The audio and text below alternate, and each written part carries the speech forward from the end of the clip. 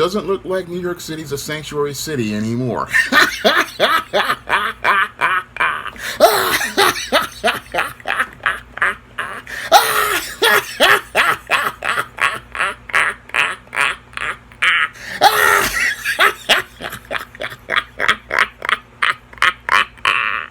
Now available in paperback and e-readers, Spellbound, A Darker Shade of Black. Get your copy today at your favorite online bookseller. New York City has started to turn away asylum seekers from its arrival center in Midtown Manhattan.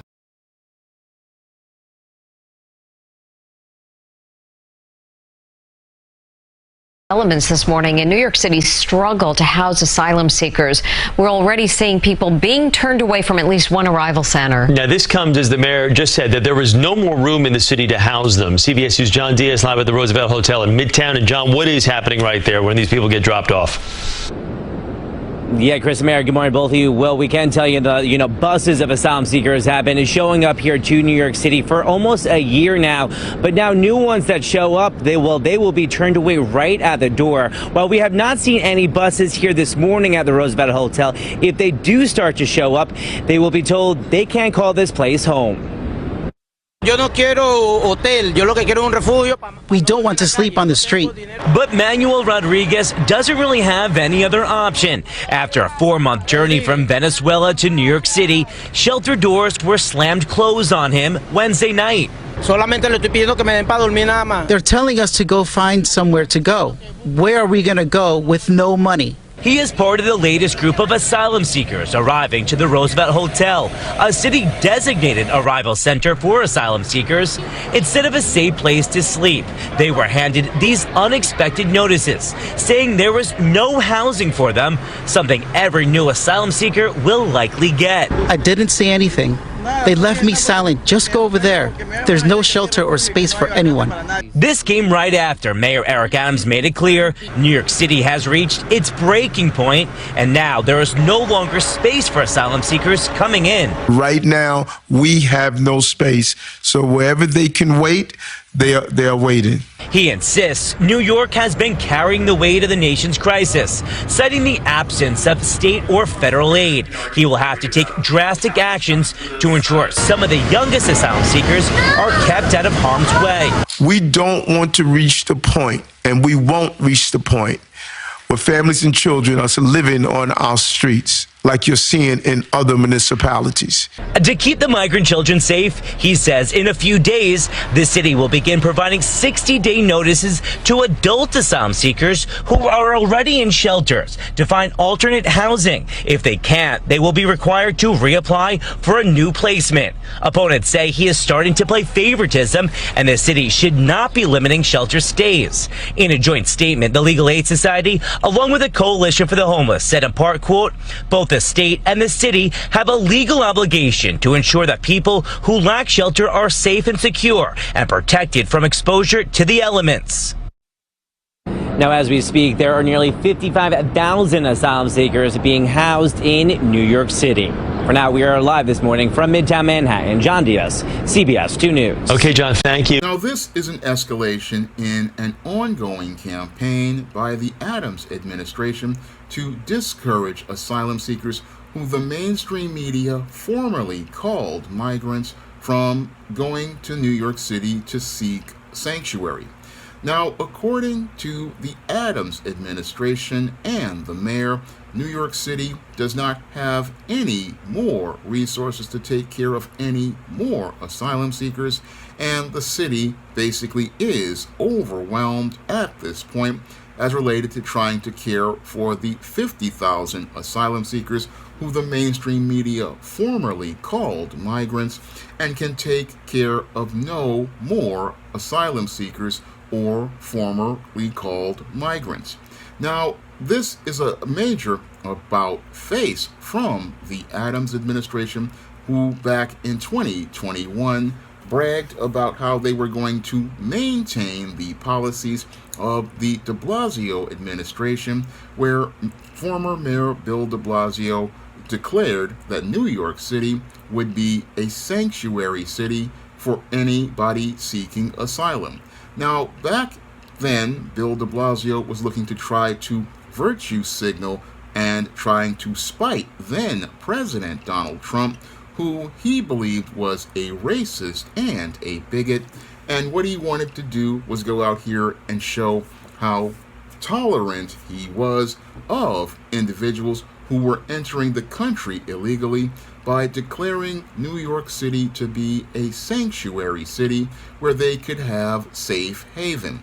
However, Texas Governor Greg Abbott decided to put that whole policy to the test, and he decided to start busing these asylum seekers, who at the time the mainstream media called migrants, up to these sanctuary cities such as New York, Washington, D.C., and Chicago and Los Angeles. And almost immediately, New York's mayor started to balk on being called on the bluff regarding being a sanctuary city.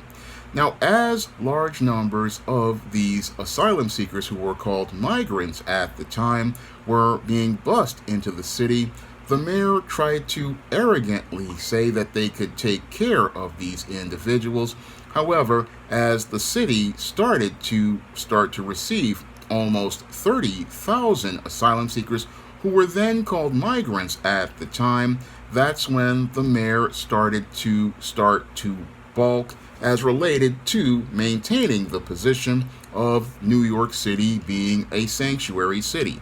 Because as the city started to become overrun with only 30,000 individuals, the city's fiscal situation started to further strain, and it started to further strain because New York City was not really receiving any sort of funding to take care of all of these individuals from the state or the federal government from the Biden administration.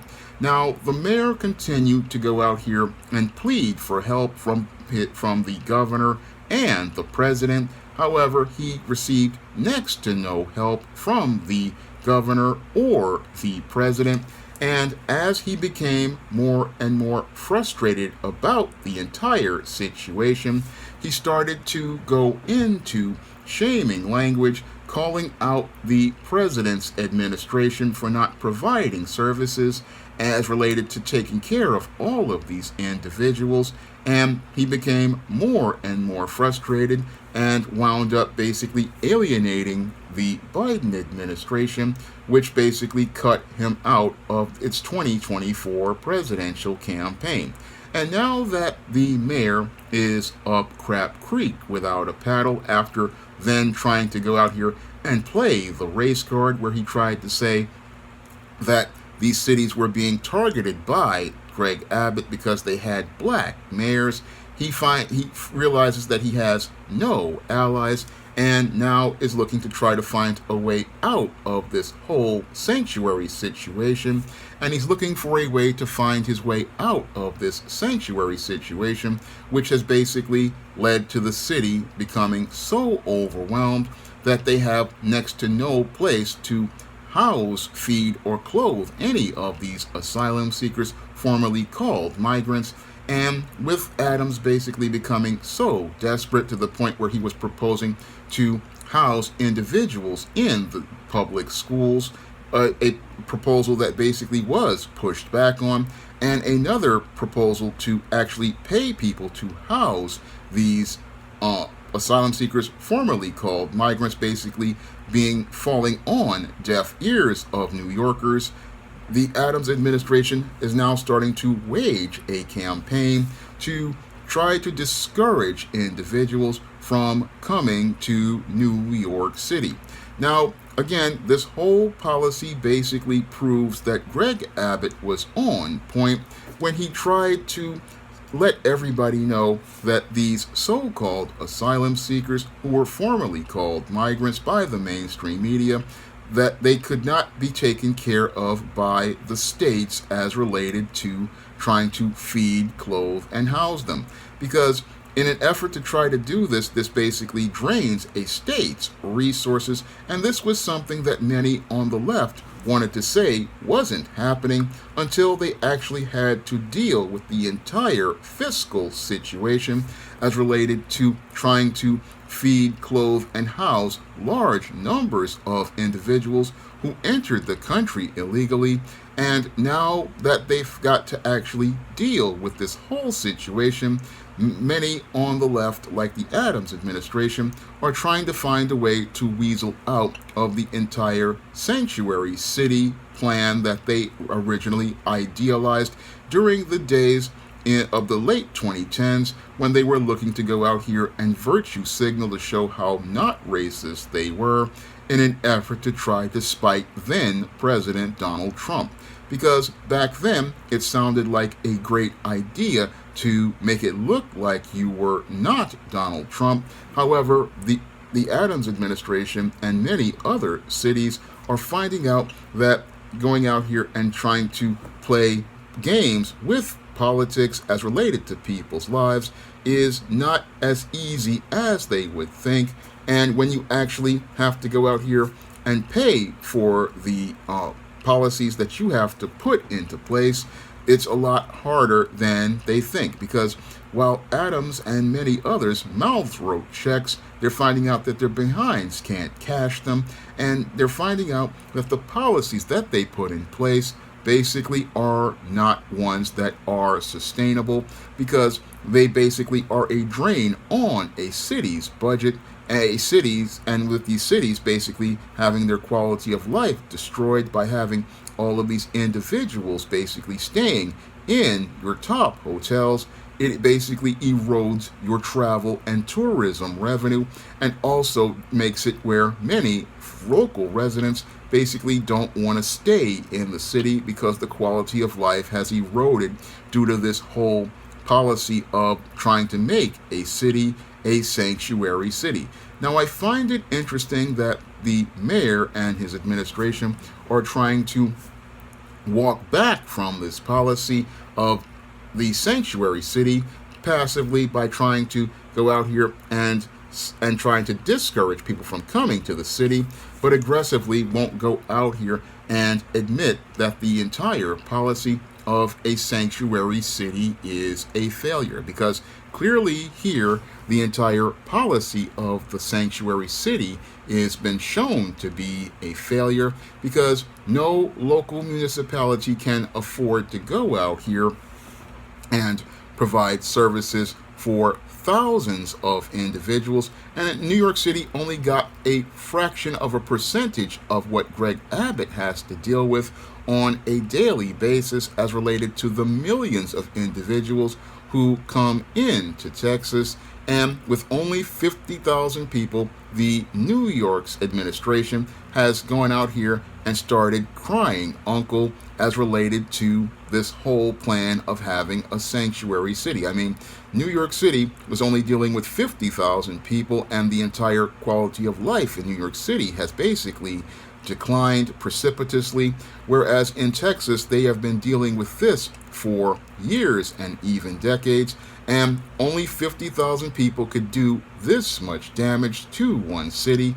And it's just, again, mind-boggling that we have many of these leftists who still think that this is a good idea, when we see that their ideal is not realistic, and we see that their ideal is not something that is feasible or sustainable as related to trying to feed, clothe, and house most of these individuals.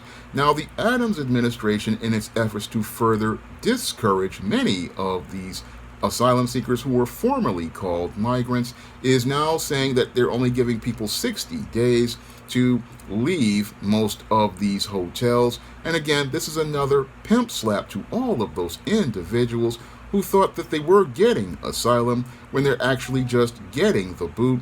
And they're getting the boot because they no longer are somebody who they can go out here and use as a political pawn to go out here and get brownie points as related to the voting blocs, who have become alienated by this whole policy of sanctuary city and have become alienated to the point that they are considering looking to vote for somebody else. That's the main reason why we're seeing this complete about face as related to New York City and its claims of being a sanctuary city, because while they still are a sanctuary city on the books, it's clear that the door is being closed, and the door is being closed by the cream of wheat man, because he can no longer go out here and virtue signal, nor can he use this as a bullet point on his resume to go out here and try to get higher political office or get an appointment from the president for a federal position as a secretary of whatever. He can't get any sort of brownie points, and because the bootlicking, brown-nosing, cream of wheat man can't go out here and find another job to get with this whole campaign, this is why he's going out here and looking to try to find a way out of the mess that everybody told him the sanctuary city would be in 2021. Now, back in 2021, when I heard that this campaign was going to go on, I knew it was going to be a disaster, and I knew it was going to be a disaster because, again, you cannot provide sanctuary to people who enter the country illegally. No, you can't provide it because many cities like New York City already are running deficits, and adding more people onto city services basically is going to create more deficits, and it's going to do more damage overall to a city's budget.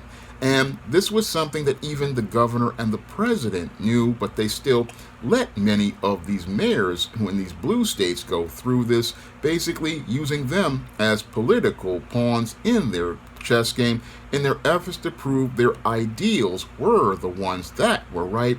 That's what the left was looking to do as related to this campaign, and now they're looking to slink away from it without ever having to make a concession to say, hey, we're not going to be a sanctuary city anymore. That's the thing that they don't want to concede, but the whole thing is we see basically that the whole concept of a sanctuary city is something that is, again, not possible to sustain, and it's not possible to sustain it because, again, your tax base just cannot afford to pay for individuals who are not bringing in any revenue. And even worse, what happened as related to this whole situation is that citizens who were paying taxes were not made a priority, and citizens who desperately needed help, like many of New York City's residential homeless, they were basically pushed to the back so that the mayor could go out here and, again, virtue signal and try to create a covert contract to get a higher political office or a higher job. But we see that the Biden of Brooklyn is just as incompetent as the Biden in Washington, because this policy basically failed miserably, and it failed miserably to the point where he's going out here looking to try to discourage people from coming to the city that never sleeps, the big American dream. Again, wants to discourage them because he doesn't have the money to take care of everyone. And again, basically everybody learning a hard lesson about finance as related to trying to take care of people. And again, what really disgusted me about this whole situation was that many New Yorkers were not able to get services because they pushed the asylum seekers in front of many New Yorkers who needed services. And what's even worse is that many of our homeless veterans, people who served this country and fought in our wars, were basically pushed to the side in order to make room for those who entered this country illegally.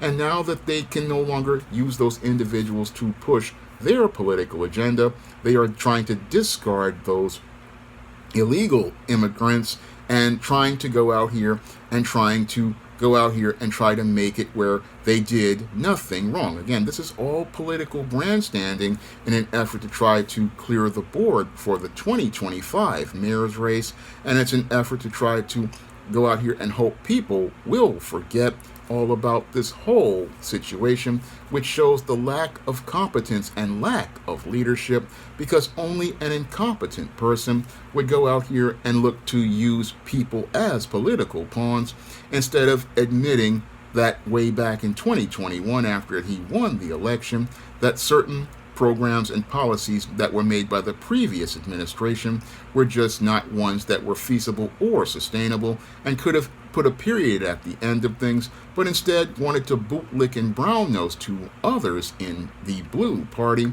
others who have basically closed the door on him. Again, the cream of wheat man is now finding out that there's no farina for him from Massa Biden and Missy Kathy Hochul, and finding out that he has no allies, basically showing us all that he basically tried to play a political game with white supremacy and is getting a bootlick's reward. And a bootlick's reward is that they put a boot in your behind and basically are letting you bide your time until they can go out here and find your replacement.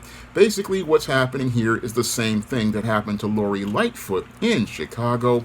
What happened to Lori Lightfoot in Chicago is she thought she could play the games of politics, but didn't understand the subtle politics transpiring around her, and sadly couldn't see how they were making her out to be public enemy number one as related to not being able to get a handle on crime in Chicago, and then looking to groom her replacement. And as they looked to groom her replacement, basically got her fired at the end of the primaries. And the same thing is happening here to the cream of wheat man, who really can't see the subtle politics transpiring around him, because basically over the last 2 years, he's given the left a plan to basically set him up for failure. And this is what he doesn't see, that they are basically in the next year, they're going to be bringing out the guy they're planning to groom to replace him.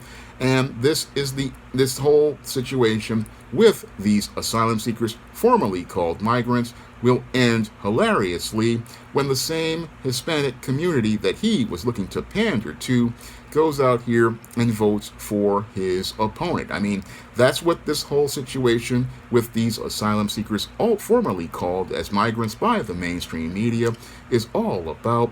It was all about trying to pander to Hispanic voters, and that gambit has basically failed at this point, and that gambit was destined to fail because no state alone or no city municipality can afford to take care of people who are not citizens. And when you make non-citizens a priority over citizens, those citizens start thinking about voting for somebody else. And that's what's got this administration really scared, because in 2025, they're up for re-election, and this whole failed campaign for sanctuary cities are going to make it where the city may not be a sanctuary for these politicians to roost anymore. Now, if you want to see me make more videos like this, you can send a donation to the Patreon, the PayPal, or the Cash App by clicking the links in the description box. And if you want to pick up some of my positive black fiction on the SJS Direct imprint, you can find those books in paperback and Kindle format on Amazon.com, Barnes & Noble, Smashwords, the iBookstore, and Google Play. That's all I have to say for this video. You can comment, rate, and subscribe. Now available in paperback and e-readers, John Haynes, 1987. Learn lessons about life and teenage love in the 1980s in this coming-of-age John Haynes story. Get your copy of John Haynes, 1987 in paperback and e-readers at Amazon.com and online booksellers everywhere. Support Black-owned and Black-operated digital broadcast media. www.niceradionetwork.com. Nice Radio Network, broadcasting 24 hours a day, 7 days a week.